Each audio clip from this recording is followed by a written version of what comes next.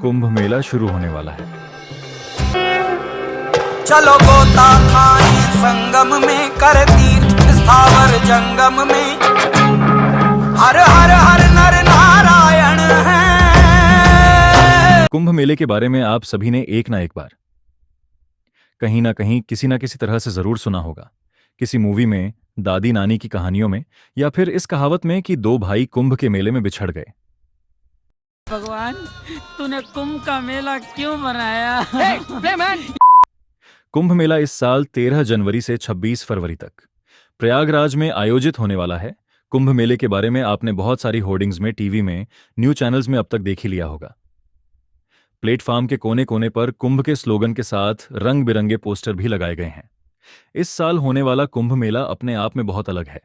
ये एक महाकुंभ है जो कि 144 सालों में होता है, और ये महाकुंभ प्रयागराज में शुरू होने वाला है। लेकिन सवाल यहां ये आता है कि कुंभ मेला इतना फेमस आखिर होता क्यों है? कुंभ मेले का नाम दुनिया की लार्जेस्ट गैदरिंग की लिस्ट में दर्ज है। ये दुनिया का सबसे बड़ा रिलीजियस गैदरिंग स्पॉट है। यहां पर करोड़ों लोग आते हैं जो देश के अंदर से और देश के बाहर से होते हैं। 2019 में प्रयागराज में अर्धकुंभ था, जिसमें लगभग 200 मिलियन यानी कि 20 करोड़ डैश लोग आए थे। प्रयागराज उत्तर प्रदेश में है। उत्तर प्रदेश की पूरी पॉपुलेशन भी लगभग 200 मिलियन के आसपास है।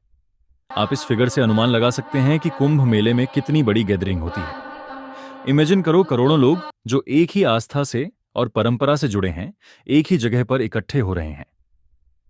कुंभ मेला हिंदू आस्था का एक महान तीर्थ पर्व है।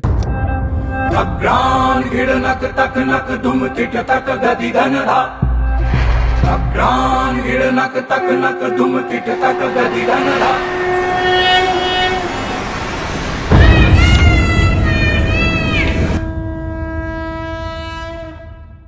कुंभ मेला सिर्फ एक रिलीजियस फेस्टिवल नहीं है, यह अध्यात्म की तरफ जाने वाला एक रास्ता है। एक ऐसा रास्ता जिसमें यह माना जाता है कि गंगा जैसी पवित्र नदियों में स्नान करने से सारे पाप धुल जाते हैं, मन की शांति मिलती है और मोक्ष की प्राप्ति होती है। तो आइए आज के इस वीडियो में हम कुंभ मेले के इतिहास के बारे में जाएंगे। इसमें क्या क्या होता है, ये कहां कहां पर होता है, इसका क्या महत्व है, और भी बहुत कुछ कुंभ मेले से जुड़ा हुआ जो शायद आपको जानना जरूरी है। पौराणिक कथाओं के हिसाब से कुंभ मेले का इतिहास समुद्र मंथन से जुड़ा है।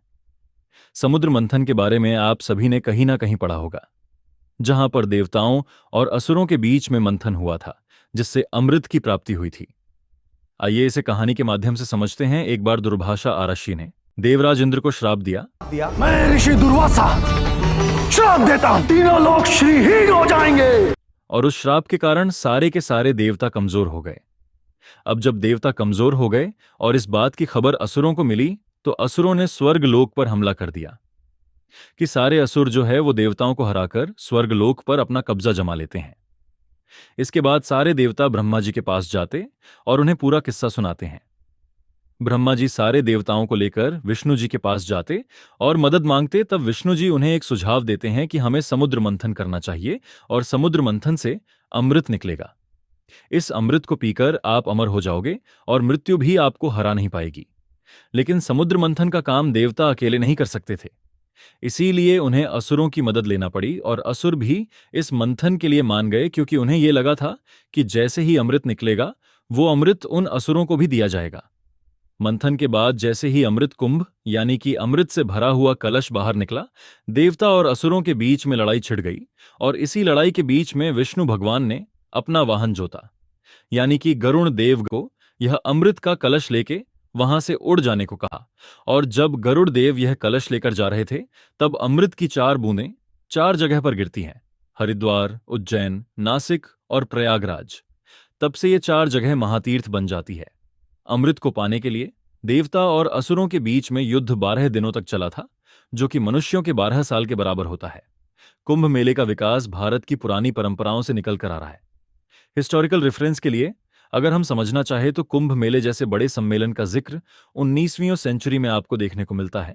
लेकिन उससे भी पहले अगर इस सम्मेलन का आधार देखा जाए तो माघ स्नान के जो पर्व होते थे, जिसमें लोग पवित्र नदियों में नहाते थे ताकि वो अपने पाप धो सके और मोक्ष की प्राप्ति कर सके। ऋग्वेद जैसे प्राचीन ग्रंथों में समुद्र मंथन और अमृत की कहानियों दी गई है, जो कि हमें इस उत्सव के मूल आधार को समझने में मदद करती है। फिर अगर हम आगे बढ़े तो गुप्ता पीरियड और मौर्यन पीरियड के टाइम पीरियड में भी हमें कुंभ मेले का जिक्र मिलता है। समय के साथ साथ कुंभ मेला एकता और आध्यात्मिक ज्ञान का प्रतीक बन गया। सम्मेलन में बहुत सारे संत, सन्यासी और भक्तों का संगम होना शुरू हो गया। कुंभ मेला 4 पवित्र स्थानों पर होता है। पहला स्थान है प्रयागराज। प्रयागराज त्रिवेणी संगम के लिए जाना जाता है, जहां पर 3 पवित्र नदियां मिलती हैं, गंगा, यमुना और काल्पनिक सरस्वती नदी। दूसरा स्थान जहां पर कुंभ आयोजित किया जाता है वो है हरिद्वार। यहां पर पवित्र गंगा नदी पहाड़ों से नीचे उतर आती है, जहां पर लोग गंगा स्नान करते हैं। अपने मन और आत्मा की शांति के लिए गंगा नदी के अलावा हरिद्वार अपनी शांति और आध्यात्मिक ऊर्जा के लिए भी जाना जाता है। फिर आता है तीसरा स्थान, जो है नासिक। नासिक गोदावरी नदी के किनारे पर स्थित है। यहां पर भी बहुत सारी धार्मिक मान्यताएं और प्राणों की कहानियां हैं। और चौथा कुंभ स्थान है उज्जैन। उज्जैन शिप्रा नदी के किनारे स्थित एक शहर है, जिसका धार्मिक और आध्यात्मिक इतिहास है, और यहां पर स्नान भी लोगों के आध्यात्मिक सफर का एक हिस्सा बनता है। कुंभ मेला इन 4 स्थानों में से किस स्थान पर लगेगा, यह डिसाइड किया जाता है एस्ट्रोनॉमिकल अलाइनमेंट्स के हिसाब से, क्योंकि 12 साल में होता है। यह टाइम डिपेंड करता है on the position of celestial bodies. Special Jupiter यानी कि बृहस्पति जुपिटर को सन का एक ऑर्बिट कंप्लीट करने में लगभग 12 साल लगते हैं, और उस 12 साल के हिसाब से स्थान तय किए जाते हैं।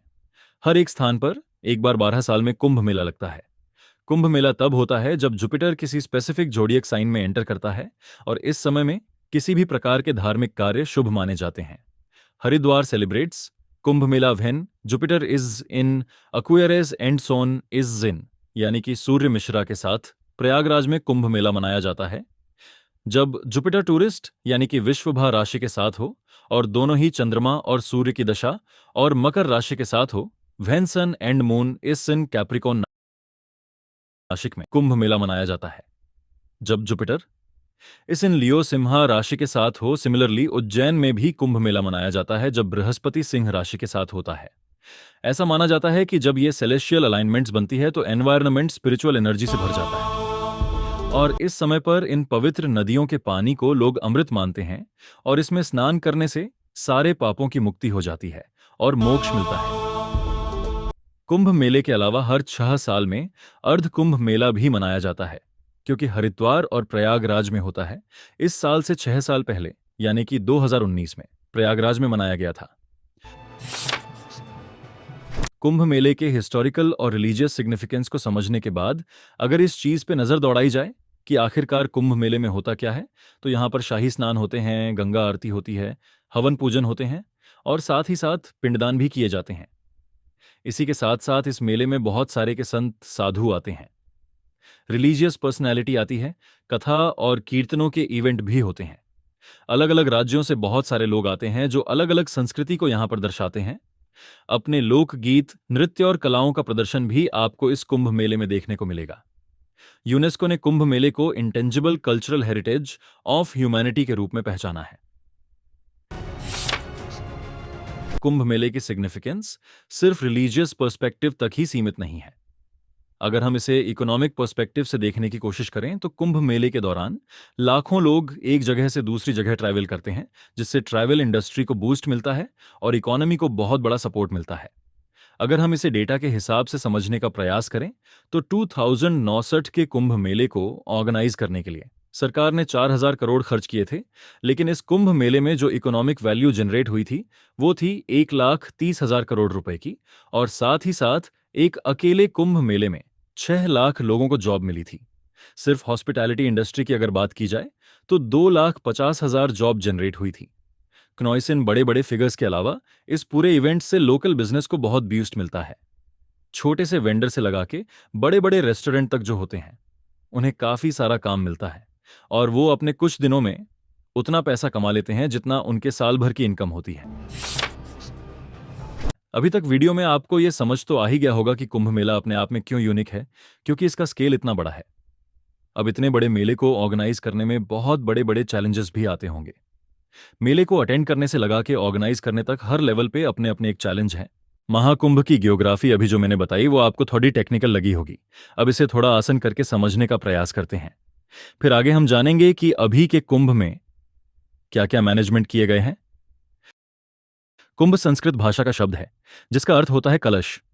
इनमें कलश के मुख को भगवान विष्णु, ऊपरी आकार को रुद्र, आधार को ब्रह्मा, बीच के भाग को समस्त देवियों और अंदर के जल को संपूर्ण सागर का प्रतीक माना जाता है।